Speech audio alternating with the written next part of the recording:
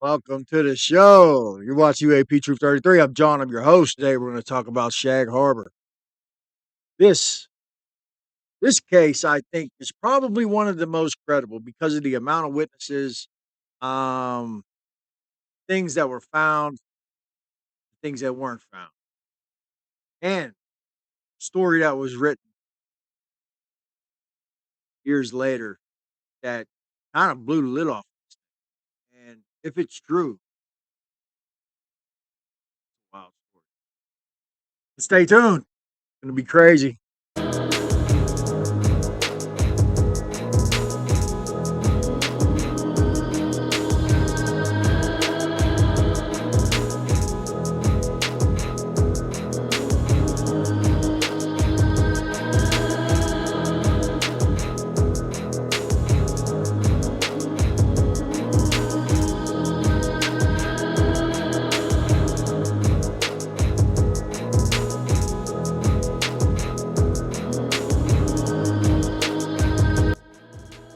So basically, the whole thing starts when two teens are driving on Highway 3 with their girlfriend, right? And they see these row of lights in the sky. 4 to 7 of them. They're, story, they never really quite specify, but it's a row of light. And they notice the thing is like just kind of hovering in the sky.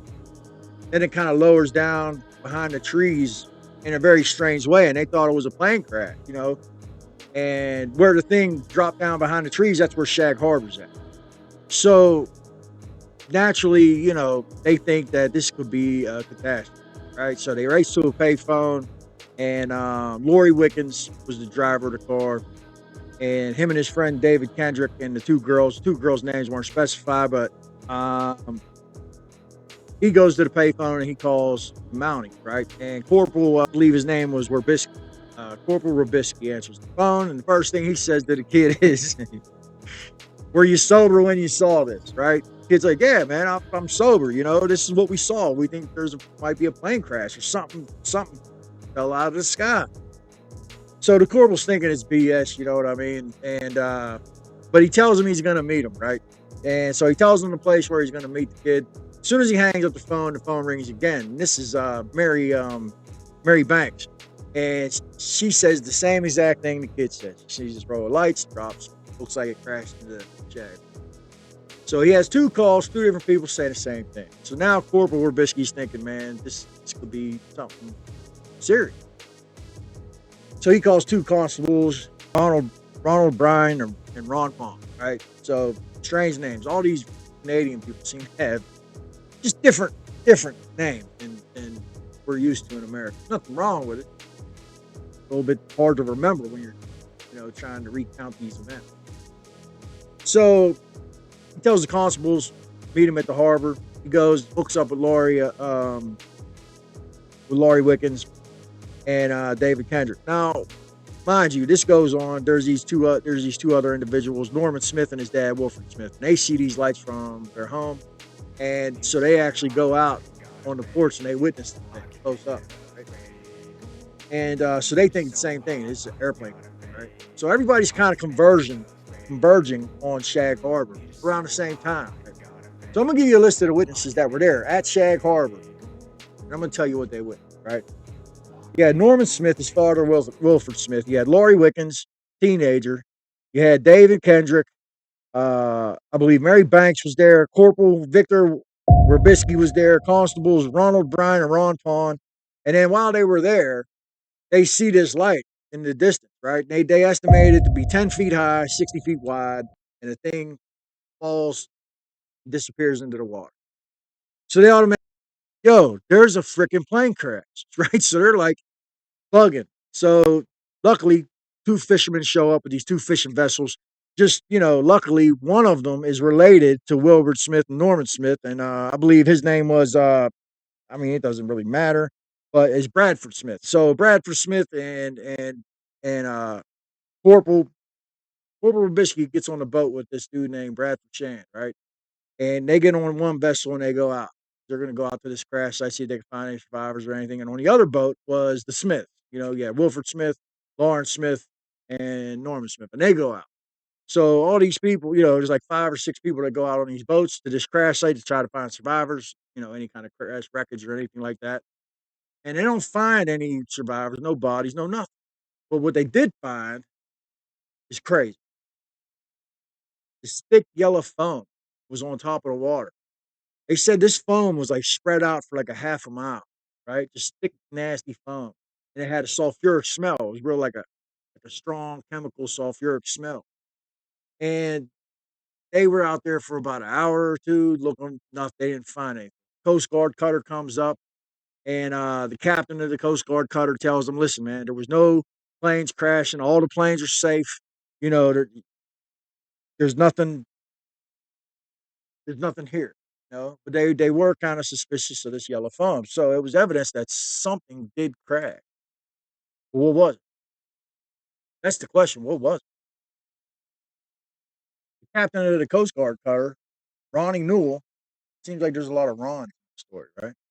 Ronnie Newell, he tells them no planes have crashed. All the planes are safe. No planes. So they stayed out there for about an hour or two looking, just trying to find any kind of evidence that they could. They ended up giving up the search around 3 a.m. On October 7th, 1967, there was an article written about this. There was also a report that was written about this. I'm going to show you the report right here. So here's the report. And on the report, it clearly says it was an unidentified flying object crashed into the Shagg Harbor. And it's just a really interesting case, and the reason why it's interesting, right? So, look, there was no alien bodies, there was no kind of like crash retrieval thing from the government that we know of, but they did find some oddities that need to be explained, like this yellow foam, this nasty smell of sulfur. I want you guys to check out this clip, and we're gonna come back. We're gonna break this clip down to see what this. Somebody wrote a book years later, and they hypothesized the theory. Now, there was witnesses that gave statements to this, that this UFO that turned into a USO actually traveled from Shagg Harbor to a place called Government Point. 5 years, the incident was rarely discussed in the media, and relatively few people outside the region were familiar with this tale. In 1993, however, all of that changed. On the night of October 4th, 1967, in the town of Dartmouth, Nova Scotia, an impressionable 12-year-old named Chris Stiles was gazing out his bedroom window. And then he saw something that would forever linger in his memory, forever change his life. A row of yellow lights, an actual UFO, was descending from on high. From that moment on, Chris was devoted to the study of otherworldly contact. In fact, when he grew up, Chris joined the Mutual UFO Network, or MUFON, a nonprofit organization based in Cincinnati. Since its founding in 1969, MUFON has conducted extensive UFO investigations. In 1993, Chris and Don Ledger, another MUFON member, interviewed as many Shagg Harbor UFO witnesses as they could find, civilians, divers, military officials, and law enforcement officers alike. They actually learned many of the names simply by reading old newspaper stories. The eyewitness testimony that Chris and Doug gathered helped them piece together an explanation of those bizarre events. And their 1993 book, Dark Object, the world's only government-documented UFO crash, explains their thesis, which goes like this. Shortly after 11 p.m. on October 4th, 1967, a UFO from space fell into the Sound at Shagg Harbor. It then traveled underwater to a cape in Nova Scotia called Government Point, about 25 miles away. At last, the UFO stopped near the Canadian Forces Station, CFS Shelburne, which was a military station at the time. Ostensibly, the CFS Shelburne was conducting ocean research, but its true purpose was to monitor Cold War submarines. In any event, people at the CFS Shelburne spotted this UFO. Actually, since it was no longer flying, but was instead submerged in water, it was an unidentified submersible object, or USO. The Canadian Forces sent a group of naval vessels to wait in the water above this craft until a salvage operation could begin. Here's where the story gets really bizarre. Within a couple of days, another unidentified craft appeared near the first one. Chris and Doug believe that this second UFO, or USO, was sent from space by the same aliens who sent the first one. The second craft was intended to help the distressed first one. According to the book, the Canadian forces monitored both USOs for several more days. Then, all of a sudden, the two unidentified crafts started speeding toward the Gulf of Maine, where they both leapt from the water and shot up towards the sky. At last, they returned to whence they came, wherever that might be.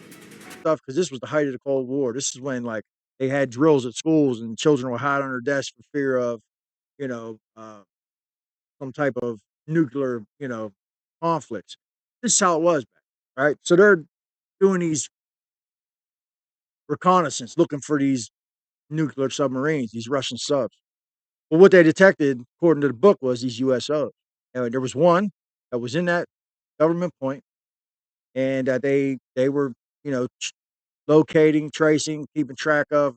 And then another one, they said, flew in, went under the water, and both of those USOs traveled from there to the Gulf of Maine, exited the water, and was never seen again. Let's check this clip out. Be right back. There's an underwater. Around that time, just in around that time in general, right? 1965, you had Kecksburg, right? I'm from Pittsburgh. That's actually right by my house. And um there was a lot of things going on at that time. Not only the Cold War, but we were researching um we were trying to make these things, these saucers, flying saucers. There's video proof of it in National Archives. You can look it up. Of course, we did a horrible job. The thing could barely get off the ground. It was unstable. It looked ridiculous. It was a horrible attempt at trying to duplicate UAPs or UFOs, right? And but some think that this could have possibly been some type of government research aircraft that just didn't make it, ended up crashing. Some people believe that. Some people do believe that this thing was underwater, it was damaged or whatever, but it was still able to move below the water, and that it went to this government point where another UAP came and I guess fixed it, right? And I've heard testimony or statements from people that said that they saw aliens working on a UFO, under the water. A lot of wild stories. Maybe not to do with Shagg Harbor, but all around this same time period. You know what I mean?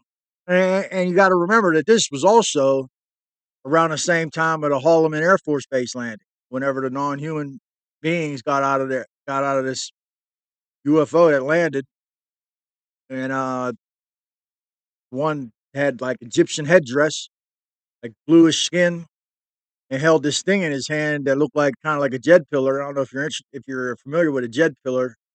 These things are things that you see in Egypt. And I just find it really crazy that this story had these beings that had Egyptian headdress, jed pillar. They said this thing that he held in his hand was like a translation device. Um, I don't know. There was a documentary about this specific landing at Holloman Air Force Base.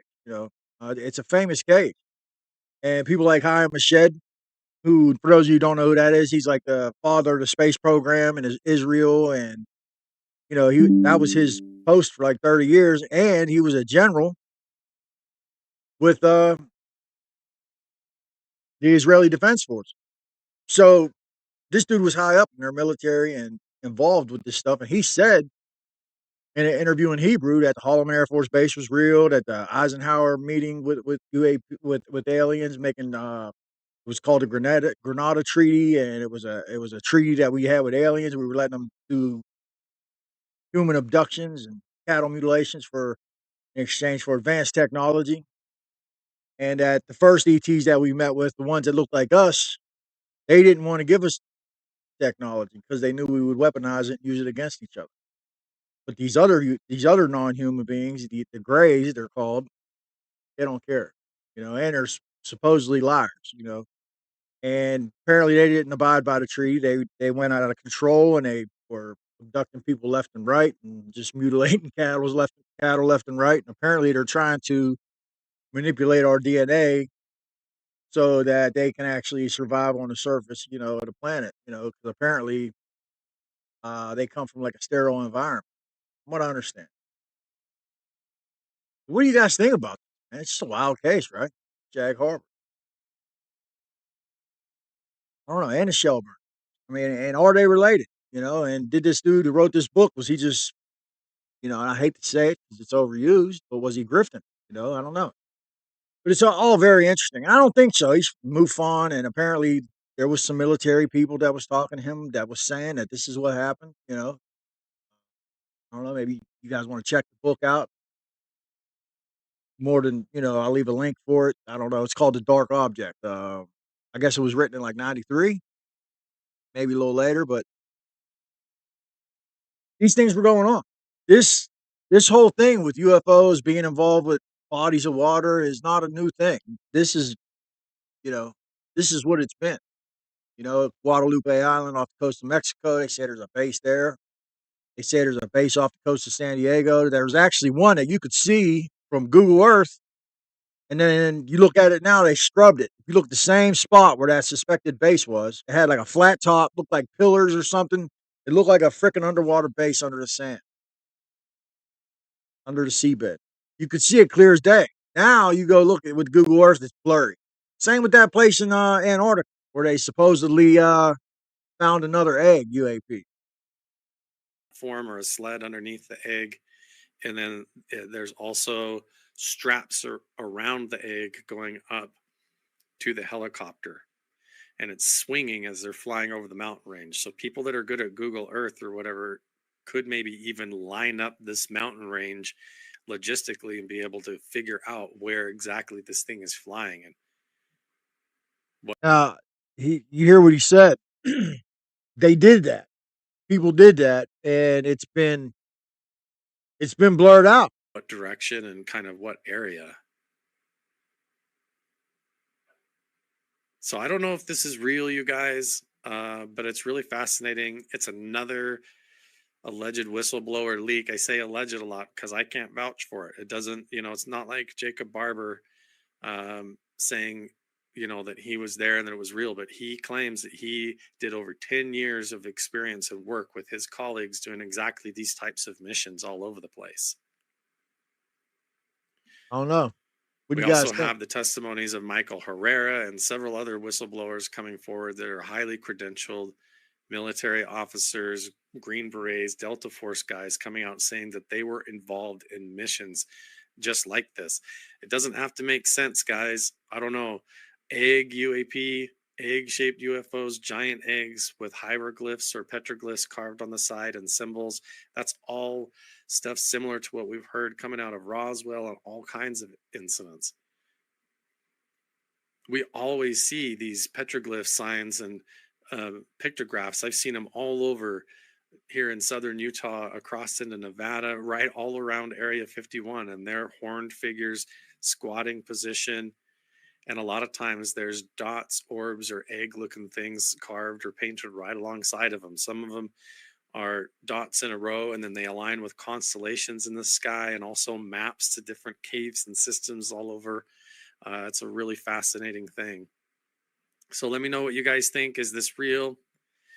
Is it not? Do we have another whistleblower coming forward? We will have to wait and see if this individual steps forward and if they actually have the valid credentials to back it up. But I kind of expected that this would happen as more whistleblowers get the protection to come forward and talk to the media like Ross Coulthart and News Nation. If you were in possession of video footage like this, let's say if you were a special operator and you had in your possession footage like this of an actual UFO egg-shaped craft retrieval from an alien sleeping or hibernation cave where one's in a pod with devices.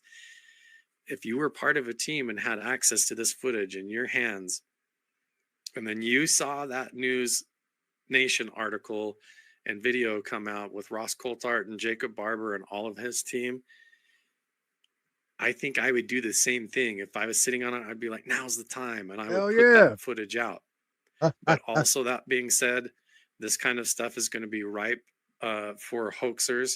Yeah. Immediately after the Jacob Barber footage came out and the egg video, egg UFO footage came out from the other, from Jacob Barber's testimony, on News Nation.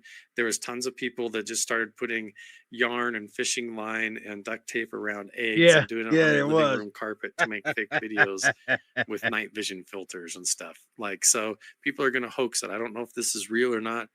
Let me know what you think. Are we going to start seeing more and more like this?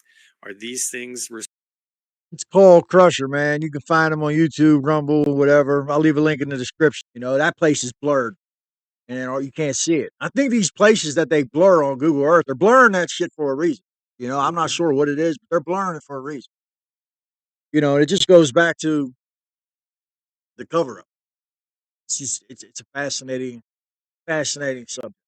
I mean, you can just get lost, and there's so many intricate angles and details and theories and ideas, and it just goes on and on and on. You got the ultra dimensional theory, you got the off planet theory, you got the interstellar theory, you got all the demon. People saying they're demons. Like it just and it's. I believe it's going to come down to personal experience. What your experience is with the phenomenon, if you have experience with it. And I feel that people that are obsessed with the subject, they're obsessed with the subject because they experience something. Whatever it is. Sometimes it's not like direct face to face interaction. I think people have borderline what I would call spiritual experiences, synchronicity and deja vu, and like sometimes premonitions, dreams. Prophetic dreams. All these things, it's all wrapped up in the same. It's all part of the phenomenon, in my opinion. I think we're being interacted with by a very highly intelligent species that's way more advanced than us. And I kind of believe what Robert Dean says. This We're going through a process here. That all of us are here for a reason. Everybody is right where they're supposed to be, and that pretty soon we're going to become like different beings. Like he was speaking how we're evolving. And he was saying this stuff in 1994, and a lot of people thought he was crazy. But then you look at AI and now like Neuralink, the thing Elon Musk is trying to get together, and pretty much where they implant the smartphone into your brain. So you just have like uh, the ability to pull information out, like you know, you're linked into the network, I guess. You know, and pretty soon it's like humanity is going to be looking more like cyborg. I believe especially with quantum computing and stuff, is it possible that they can map the brain?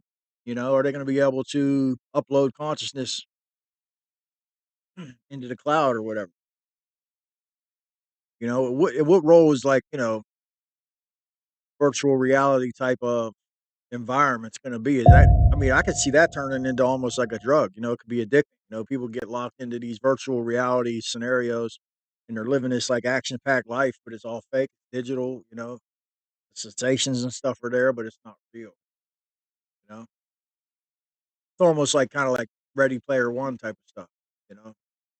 And that could have been what he was talking about, and he was talking about like earthquakes and stuff and how like, Mount St. Helens was just a burp. He talked about the Ring of Fire, Robert Dean did. And he said when the Ring of Fire goes off, it's gonna be like, and don't you just look at the Fukushima Daiichi, the tsunami in Japan in 2011.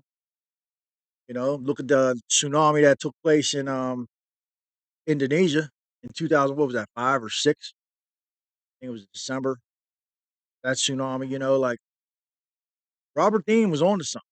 I'm not going to say he predicted those events, specifically, but the things he was talking about in that speech, he was speaking of these things transpiring, and that this is what we got to go through to get where we're going. Apparently, there is a destination. We're on the path, and but I just wanted to run by this subject with you guys. I know I just kind of went way out in left field on you, kind of spitballed for a little while, but what do you think about this Shagg Harbor event? Pretty interesting, man. Is it related to Shelburne? Is it all just a psyop? Was it a back engineered craft? Some type of advanced government experimental thing that just went awry? Who knows? But I'm going to keep investigating these subjects. I'm going to keep bringing them to you. We're going to keep talking about them, breaking them down, seeing what's up. And these whistleblowers that are coming out on these like 4chan and such, the one that's talking about the mobile base in the Atlantic and how like they create these UAPs to spec for whatever mission. That's why we see different types. We'll see a pyramid, we'll see orbs. We'll see metal ball, egg, octagon, tetrahedrons floating. Pilots have caught in these things. We've seen them. I've posted the footage. I've uploaded this stuff, for the last year now, almost. Well, about 6, 7 months now. My channel's very young. We're a small channel, but I already got over 200 videos. I mean, you can go to the channel, man. Just click on it, click on the videos, and just scroll through and pick out whatever ones you want to watch. And some of the older ones, I kind of cringe when I watch them because I didn't really know what I was doing. I still am learning. This is all learning process.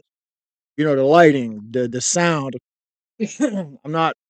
I'm still, tweaking things. My camera's a 4K camera, but I'm uploading 1080p. Like, it's just a lot of different things that I'm learning. How to speak to you guys, how to keep you guys engaged, how to be, how to keep it interesting. This is all just I'm learning, and I'm teaching myself. And for those of you, I mean, I got some viewers, man, who are loyal, and I love you guys, man. Like you guys are always jumping in the comments, you're always liking, sharing.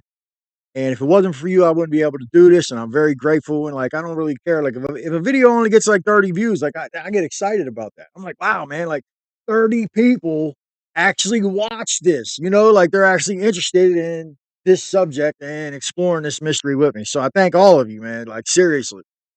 That being said, please hit the like, subscribe, comment, share it to 2 friends. Be back tomorrow.